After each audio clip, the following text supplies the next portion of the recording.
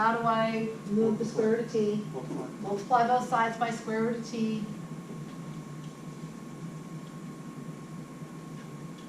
So Then you divide by 6. divide by 6, so the square root of t equals 48 divided by 6, 8.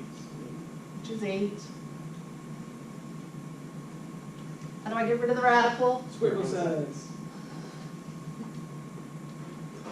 Square both sides, and t equals 64. So we are assuming that when t equals 64, since we only got one value, that that's probably where it's maximized. How can we know? You graph and calculate. Plug it back in. Yes, but if we took the second derivative, which I'm sure you'd love to do for this problem, we get 48 times -1/2 times t to the -3/2, right? You with me? Yep. And if we plugged in 64, what do we get? 1/2 of 48 is what, 24 over the square root of 64 cubed? So that's 24 over 8 times 8 times 8. Square root of 64 is 8. 8 cubed is 512. We should have known that thing 2048. No, why am I plugging in this number? To see if it's positive or negative. It's a positive number, right? Yes. Oh, we want it to be maximized though. Oh, I lost my negative right here. So terrible. Professor. Terrible. Terrible, terrible. Betrayed. Should be concave down. Sorry about that. When I keep up with my negative sign. So indeed, we say it's maximized in 64 years. Wouldn't it look more like a bell curve in the end? Like its value is pretty, and then it Right? goes up and, And it comes back down. yeah. And then it would When eventually you- go back to When 0. you plot this, you can see what's going on with it, right? You could graph that Yeah. function to see what it looks like. At this little point, it's bell, because that's the relative max. Why did we do the second derivative in this question again? Just to make sure it was an actual max. If we wind up with more than one critical number, that's when we have to do the second derivative, so we can plug them in to see which one's the max, which one's the min.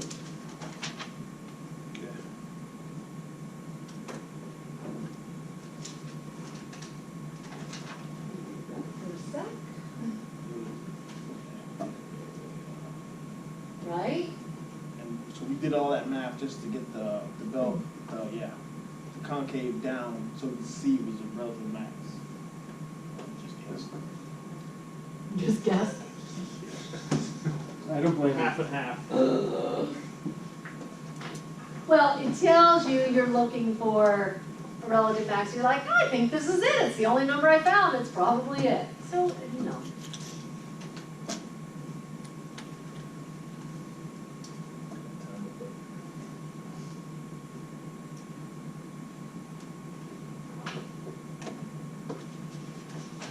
So here, just stated nicely, because, you know, that's what. Since there's a single critical number, which makes the derivative undefined, is not in the domain, we may use the second derivative test, second derivative here, and it's clearly negative, clearly, as long as you don't forget your negative sign. So by the second derivative test, v of t is maximized at t equals 64. Clearly. Okay, finally, we state the answer. The value of the forest is maximized after 64 years. The maximum value, oh, so this is good. If you, oh, you can't read it. It says, value of the forest is maximized after 64 years. If we plug that into the original function, B of 64, look what we make. We make $384,000. Let's invest in this, holy crap. It's time, you just need time. So this maximum may be seen in the graph shown below.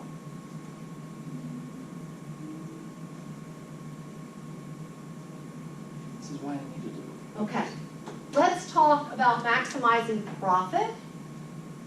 What do you think happens there? Yeah, we want to make money, we want the max profit. Does it just mean because you generate more revenue that you're maximizing the profits? No. Not necessarily, there's other factors to consider. So, The greatest amount of money for the cost of creating. So, many management problems consist of maximizing profit and require constructing the profit function before maximizing it. Such problems have 3 economic ingredients. So here's the thing, when we talk about these, you have to know definitions of these words. So, first, profit is defined as revenue minus the cost. So revenue is all the money you take in.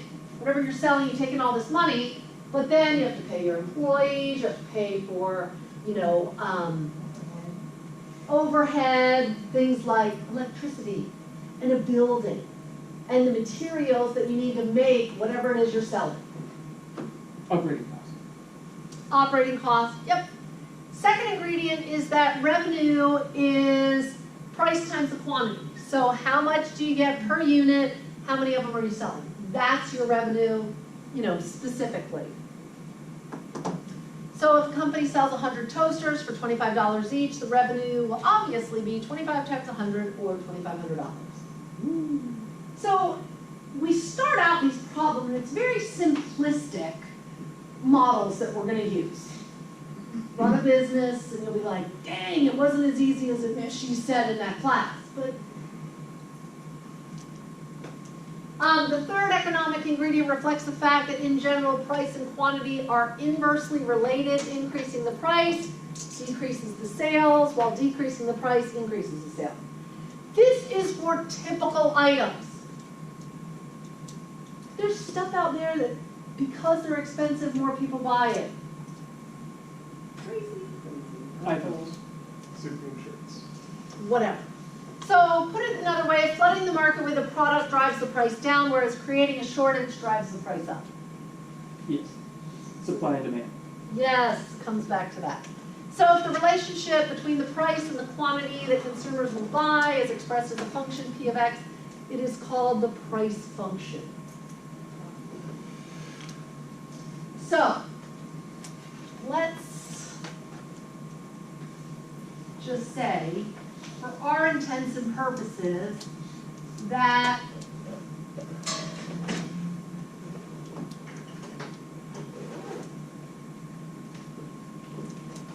little p of x, lowercase p, that's going to equal the price function, so that we all use the same notation throughout these problems.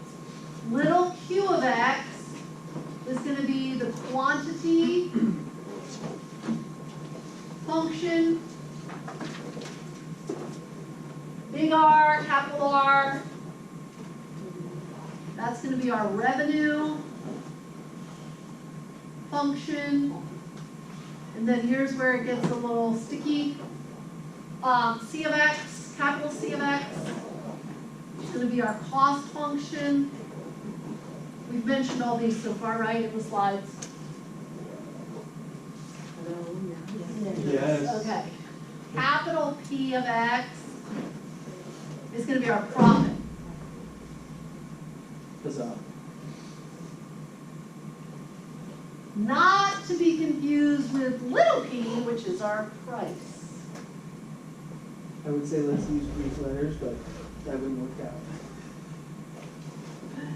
So R of x is equal to price times quantity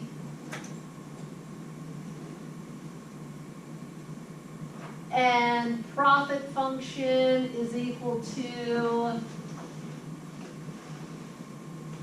revenue minus the cost. So just so you can see the inner workings of how they relate to one another.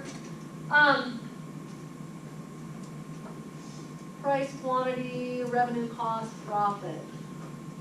We will pick up here on Wednesday, section 3.3 in the middle. Have a great day. I will see you on Wednesday. Get your homework done. So, maybe it's.